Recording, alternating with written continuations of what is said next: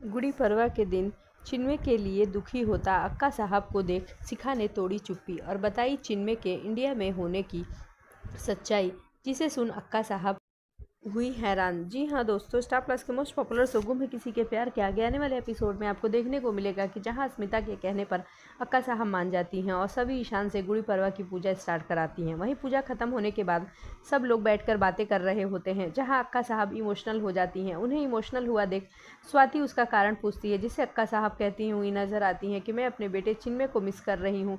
हर गुड़ी पड़वा पे मैं वेट करती हूँ कि वो आएगा, लेकिन कभी नहीं आता। वहाँ राव साहब वहाँ से उठकर चले जाते हैं।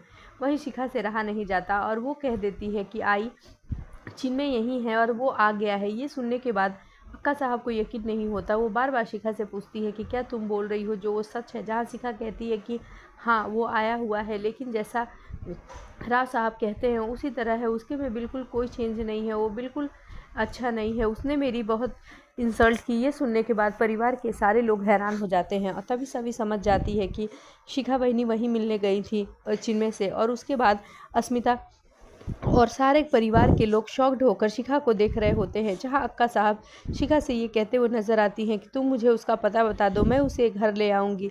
और जी हाँ दोस्तों, वहीं शिखा बता देती है कि इस होटल में ठहरा हुआ है। अब देखना दिलचस्प होगा कि जब अक्का साहब उसे लेने के लिए जाती हैं तो चिन्मय क्या अक्का साहब के साथ भोसले निवास में आता है या नहीं। आगे के अपडेट्स के लिए जुड़े रहें हमारे साथ।